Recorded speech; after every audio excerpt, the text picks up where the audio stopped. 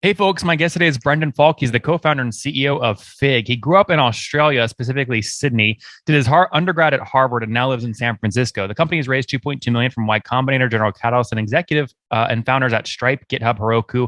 He's also one of the fastest growing open source startups in the world last quarter. Brendan, you ready to take us to the top? Absolutely. Thanks for All having me on, right. Nathan. I'm a numbers guy. So when I see in a bio fastest growing in the last quarter, I'm obviously going to ask you to quantify that. Measured by what? Who's the source? What's the ranking? So there's a ranking called the Ross Index. They publish the fastest growing open source companies by GitHub stars, GitHub forks, and a few other metrics. You could just Google Ross Index. And in Q3 last year, I think we were number two or number three. And then Q4 last year, we were like in the top 10, I think maybe 10th. What factors So go into that? Is it number of developers who contributed at least one line of code to the open source project, or like what's the number? So GitHub stars is sort of like a like on Facebook. It's a bit of a vanity metric, to be honest. But then they also look at GitHub forks. A GitHub fork for non-technical users listening is I go to a project online that is open source, so all of the code is available. And if I want to contribute to it, what I do is I download the code. That's called forking. I make my changes, and then I submit what's called a pull request, which says, "Hey, I've made some changes. Can you review them?" And then we review them, and we click merge, and suddenly they're available to every user. So That's fascinating. a lot of our company is open, and that means anyone in the world can contribute. And we have been growing so quickly because we've had so many contributors. We're at about 150 or more contributors at this point. Okay, that's what I was going to ask you. So in Q4, 150 people downloaded the I guess the fork to then submit something back to you to approve. No. Q4, we probably had like hundreds, if not thousands, of forks, meaning they downloaded us. And then in terms of contributors, we probably had like 30 or 40 contributors just in that quarter. But over the course of our company, we've had, 160, 170 contributors. You can That's check amazing. out, if you go to github.com/withfig/autocomplete, you can see all of the open source success that we've had. Well, yeah, everyone is looking for the next Sid, right? The next GitLab, right? I Yeah. remember having Sid on many years ago, and I asked him some tough questions around, open source folks are generally givers. And when there's the big, mean business guy that comes in and tries to make money off this, Yep. it's a hard balancing act. So, like, he obviously figured a way to do it. How are you balancing that? How do you reward these contributors when it's clear, like, wait, Brendan, you're making money on this. Your equity value is going up. You just raised 2.2 million. Where's our money? So I think a lot of developer tools companies that have done really well have realized that most of their money comes from massive enterprise deals. It's not from making $5 here or there from the individual user. So our focus is right now, let's just make sure individuals love our product. And so do you love a product that's paid or do you love a product that's free? Everyone loves free. So we're making it free. We're really focused on growth. We're all about getting adoption, getting people just like literally use Fig every single day, make it just a core part of their daily workflow, because we know that like most SaaS tools, we're going to make all of our money in enterprise. So we're not worried about the money for individuals today. We can worry about that in the future. Oh, what's going on there, YouTube? Good to see you guys. Now imagine this. You love watching these interviews with SaaS founders, but imagine if we took all of the valuation data out from over 2,807 interviews I've done manually. Saves you a lot of time. Well, we've done this. We've built it into the beautiful interface inside of FounderPath. Check this out. I'll show you how you can access this in a second, but you log in, you connect your Stripe account, you see your valuation real time, you can see what it changed over the past 88 days, and even set goals for valuation this year. Now, the secret to valuation is there's many different ways to value a SaaS business. So the reason you're going to see 3 or 4 different valuations inside of your FounderPath dashboard, this is all free by the way, is because depending on who's doing the buying of your SaaS company, you're going to get a different valuation. A VC is going to pay a different valuation. Private equity firm is different. If you're going to do a minority sale, that's different. And if you sell the whole business, that's a different valuation. You can see all those when I hover over here. Right. So the teal is what a VC would pay. Yellow is what private equity. And red is if you sold the whole thing outright.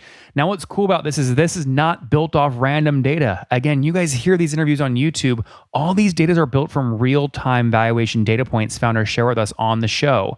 So traction, 1.2 million, seed round, 3.7 raise. They sold 22% of their business. Go in here and filter by the event. Maybe you only want to see companies that have sold the whole business. Well, here are a bunch that have been acquired, the valuation and the multiple. Maybe you're going out right now and you're raising your seed round. Well, go in here and look at all this recent seed deals that went down, what they raised, what valuation they raised at, and what percent that they sold. There's never been a larger data set of SaaS valuations than what you can get now inside of FounderPath, and we're thrilled to bring it to you. All right, we're going to go back to the YouTube video here in a second, but if you want to check this tool out, if you want to jump in and sign up, you can check it out for free to get your valuation at this link, founderpath.com/products/valuations. Or if you go to founderpath.com and hover over products, click on get your valuation here, and go ahead and sign up to give it a whirl. Again, all that valuation data live right inside the platform. I hope to see you there. All right, let's jump back into the interview. So let's say I was one of the 30 or 40 developers that pulled down the pull request, submitted something back, thousands of forks in Q4. Let's say I write some code, and then like a year from now, you're selling that code to Amazon, right? On your Fig enterprise plan. Like, do I get a kickback of that? How do you manage that storyline? So we aren't selling that exact code. We like our model is some of our stuff is open source, meaning all of that code is public and anyone can contribute. Some of our code is closed. The stuff that we're going to sell is the closed stuff. And so any of the open source contributions, we have basically said, this is going to be free forever.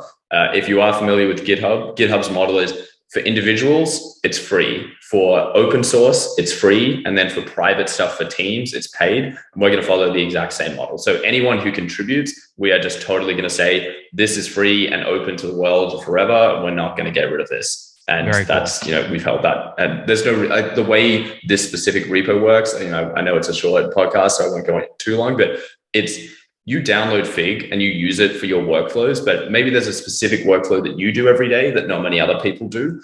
And so that's where you go, hey, you know what? I want Fig to be better for me. So I'm going to contribute the what's called autocomplete spec, which is exactly what we're doing. We'll go into it.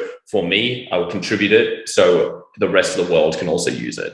Mm-hmm. That sort of makes sense, but it's basically solving your own problem, scratching your own itch, and then allowing other people to also get this access to the solution. So you would only experience a quote unquote community revolt if you took things that you said were going to stay free and then put a paywall up and made them pay. That's the only time like that you would not want to do that. I hope we never experience a community revolt. That would be terrible. But yeah, like that's just, if we say one thing and then 2 years later do another thing, people don't trust us. We want people to trust us. We want totally. I'm digging here because I think there's a lot to learn about how folks like Sid and others, there's many others that have leveraged an open source community. It's the closest comparable we have to Web3, where everything's on blockchain, right? Where like you actually vote with the number of tokens you own of the Fig product. But this is a different structure, but it's like the closest bridge, if you know what I mean. Yeah. There are a lot of different styles of open source. So there is what Sid is doing at GitLab, where it is sort of it's company led. Anyone can contribute, but at the end of the day, the company sort of has the call as to what's the direction we're going. And that it's sort of known as the benevolent dictator for life, if you've ever heard of that term. So big open source projects, specifically languages like Python, have a benevolent dictator for life. Whereas a lot of other open source projects, similar to Web3, they have some sort of set of rules which says, okay, the community has to vote, and then based on the community votes, something is going to happen or something is not going to happen. There are lots of different methodologies. I think the most important thing is for you to say upfront, here is who makes the final decision at the end of the day. Here are the rules. Because if you don't say that, it just turns into chaos. So how many folks today are full-time at Fig? We're still small. We have a small but powerhouse team. So we just hit 7 and hopefully we'll be 8 fairly soon. But how many engineers? We're all engineers. We're a developer tool. So we have to be coding every day. And I think it will be like that for a while. And pre-revenue, or are you charging already for some parts of the tool? As I said, most of our revenue is going to come from enterprise stuff. We know that. And luckily, we have so much good user adoption that VCs are willing to, like, VCs look at companies like GitHub and GitLab and go, you know what, these companies weren't making a ton of money in the early days, but their users just loved them because they were solving a massive problem. So, like, VCs know that this sort of bottoms up growth is a very saleable product in the future, and they're willing to sort of subsidize it in the future. So yeah, pre-revenue, but we have tens of thousands of users. You can see on our open source traction as well, like, people are really engaged in the product in a way that, like, I've built products before I had never seen. Mm-hmm. So how, like, where can someone go to understand what you mean when you say tens of thousands of users? They're different than the contributors to the open source code. Yeah. So we have like two sides here. There's actually building the product. Those are where the contributors come in. And then there are the people who use the product. And that's what I'm talking about with users. So GitLab is the example. All of their code is open. Anyone can contribute and make the code better, but it doesn't mean you actually use it every day. There's usually a high correlation between users and contributors, but not everyone who uses Fig has to contribute, if that makes sense. You can go to Fig, you can go to fig.io, download Fig, and take full advantage of what we do. We make the terminal easier to use. The terminal is a place that developers use all day, every day for like version control of code. Like, I won't go into a ton of depth because I don't want to go too technical, but we make developers' lives in the terminal much easier. So how many used it in January? In January, it's already February. People, I mean, we're not saying the exact numbers, but we're in the tens of thousands. Like, our monthly active users are in the tens of thousands at this point, but it's growing super quickly. Like, this time last year, we're almost at nothing, and now we're like, these are daily users as well, as opposed to just monthlies. Mm-hmm. Help me understand the growth in MAU over the past 60 days. So if you're in tens of thousands in January, what was it in December? Again, not publishing exact numbers, but I can say last month we were up 50% or something like that. So okay. We launched on Product Hunt. We had the second product of the month, second top product of the whole month, number one of the day, number one of the week. So it's just, people love what we're doing to the point that they're sharing it with their friends, and we're just compounding the number of users by 40 to 50% each month. You got about 375 upvotes on that Product Hunt listing. How did that? 375. I think you're looking at 20. Oh, hold on. That's a different 2020. Yeah, we got 1,000, like 1,300. That's a different. That's a different. You got wait. That's the exact same name. July 7th, 2020. Fig, visual apps and shortcuts for your terminal. What was that? That was really early on in Fig's history. We were still pivoting around. So, taking a step back, what is Fig? As I said, we make the terminal easier. The terminal's really hard. There are a ton of different workflows that people do in the terminal every day. People also call the terminal the command line, the command prompt, the shell. I'm just going to use the terminal because that's what we tend to stick to. But we launched this like really bare bones version of Fig just to see if like this was a big pain point, just to test the waters. And we got a lot of traction on that Product Hunt launch. And then since then, we focused in on one specific product, which was auto-complete at the terminal. And that's what we launched a few weeks ago. When did you write the first line of code for the business? What year? It was April 2020. Okay, 2020. So yeah, that first Product Hunt launch with 375 upvotes was in 2020. The more recent one you did was 1,300 upvotes, number 2 product of the month in January. Last month, actually. Yes. How many users did you get? Like, when you look at your website traffic from Product Hunt, how much did you get from that launch? Yeah, we got several thousand. It was several thousand. Again, we're not saying the exact numbers, but it's not like, what we know is Product Hunt is one place where people, like technical people, hang out. There's also Hacker News. There's also Twitter. There's also the workplace. There's also side hobby projects. There are also open source projects. There are a ton of different places. And so Product Hunt is just one of many avenues. Mm-hmm. What drove you more traffic? You posted, I believe, Fig on Hacker News back in, what was it, 8 months ago or so? Almost 600. Yeah. Did that more traffic was actually Hacker News. That's because I think I would say two reasons. One, Hacker News is a more technical audience. And two, there are a lot more, this sounds weird, but lurkers on Hacker News. Those are people who don't comment, they don't really upvote, but they read it every day. And Fig was at the top of Hacker News basically all day. Like, it was a really long day for my co-founder and me, but that got us, I would say, double, if not triple, the number of users from Hacker News as opposed to Product Hunt. Yep. Interesting. Okay. Talk to me a little bit more about how you funded the business. You're pre-revenue. You got to pay 7 employees somehow. So you raised some capital. When was the first round? Yep, we got into YC. We raised that money in April, like last year is when it first hit our bank. So it's not last year, April 2020. Then we raised seed straight afterwards, which was September 2020. We are a really efficient business. Like not only are we software. Well, how much, Brendan? So how much did you raise? Sorry, yeah, we raised 2.2 million. We raised from General Catalyst was our lead, but then a bunch of really cool executives. That was all in 2020? That was all in 2020. Yeah. Okay. So we're really capital. So we raised from General Catalyst. We have SV Angel, a bunch of partners from really cool companies like the CPO of Stripe, Will Gabrick. We have the founder of Segment, Calvin. We have But Brendan, what's going on, right? When I see a company come out of YC and they do a round instantly, you've already given up 7% for whatever it is, 150 grand. So dilution's a real thing here. I mean, you should be raising every 12 to 15 months. Otherwise, something's wrong. Why haven't you raised in over 24 months? We have so much money. Like still have 25, we still have more than 60% or 70% of our money in the bank. Like we want to grow, but I also don't want to grow too quickly. I trust YC's advice. They say the best way to kill your company is to just raise a bunch of money, hire a bunch of people when you don't have product market fit. We raised, I don't think we had product market fit straight after raising. Now we're getting like really good growth and really good traction. I think we will raise in the next like 3 or 4 months. I want us to grow our team before we raise. So we're starting to hire aggressive. We were 4 engineers in December. We're 7 now.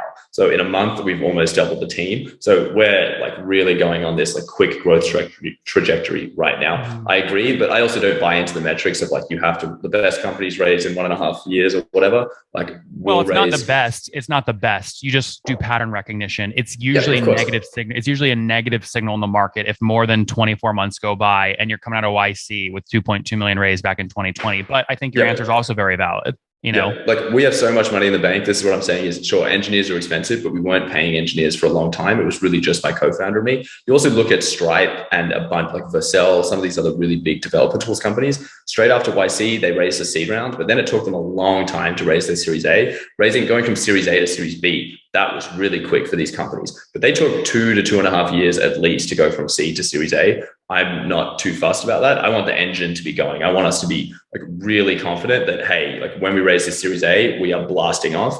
I think we're getting pretty close. So I imagine. Most in their seed, just to understand how you're managing dilution, most in their seed are selling between 10 and 20%. Were you sort of right in that same average? Yeah, we were around like 10 to 15%.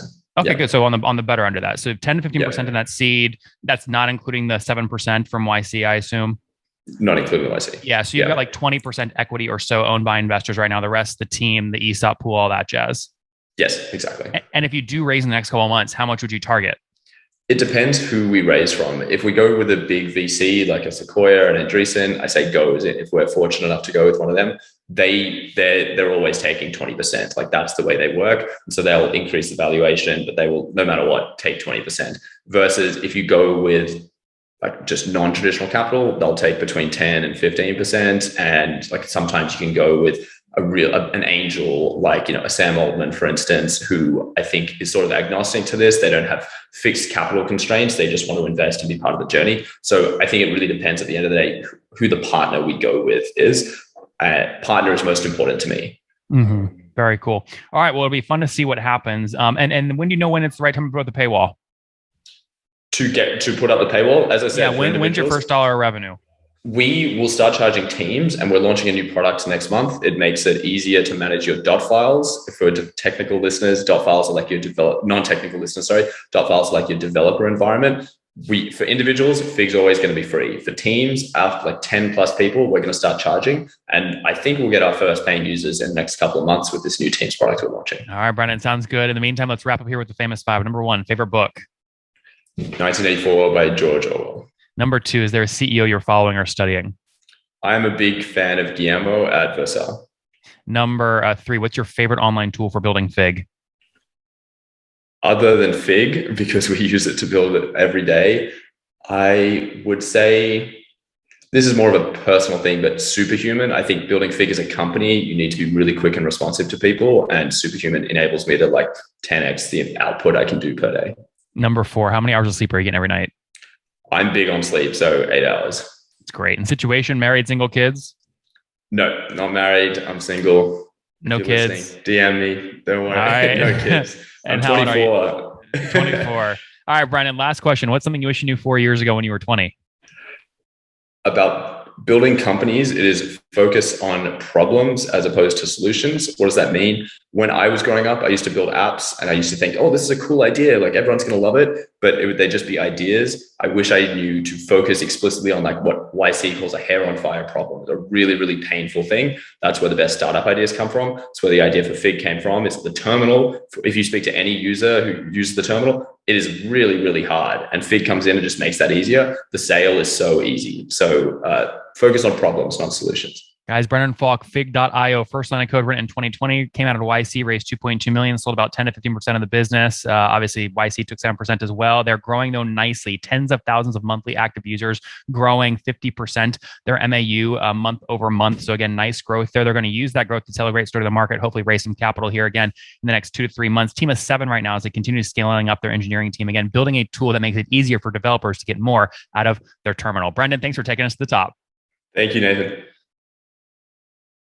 One more thing before you go. We have a brand new show every Thursday at 1 p.m. Central. It's called Shark Tank for SaaS. We call it Deal or Bust. One founder comes on, 3 hungry buyers, they try and do a deal live, and the founder shares back-end dashboards, their expenses, their revenue, ARPU, CAC, LTV, you name it, they share it. And the buyers try and make a deal live. It is fun to watch every Thursday, 1 p.m. Central. Additionally, remember, these recorded founder interviews go live. We release them here on YouTube every day at 2 p.m. Central. To make sure you don't miss any of that, make sure you click the subscribe button below here on YouTube, the big red button, and then click the little bell notification to make sure you get notifications when we do go live. I wouldn't want you to miss breaking news in the SaaS world, whether it's an acquisition, a big fundraise, a big sale, a big profitability statement, or something else. I don't want you to miss it. Additionally, if you want to take this conversation deeper and further, we have by far the largest private Slack community for B2B SaaS founders. You want to get in there. We've probably talked about your tool if you're running a company or your firm if you're investing. You can go in there and quickly search and see what people are saying. Sign up for that at nathanlatka.com/Slack. In the meantime, I'm hanging out with you here on YouTube. I'll be in the comments for the next 30 minutes. Feel free to let me know what you thought about this episode. And if you enjoyed it, click the thumbs up. We get a lot of haters that are mad at how aggressive I am on these shows, but I do it so that we can all learn. We have to counter those people. We got to push them away. Click the thumbs up below to counter them and know that I appreciate your guys' support. All right, I'll be in the comments. See ya.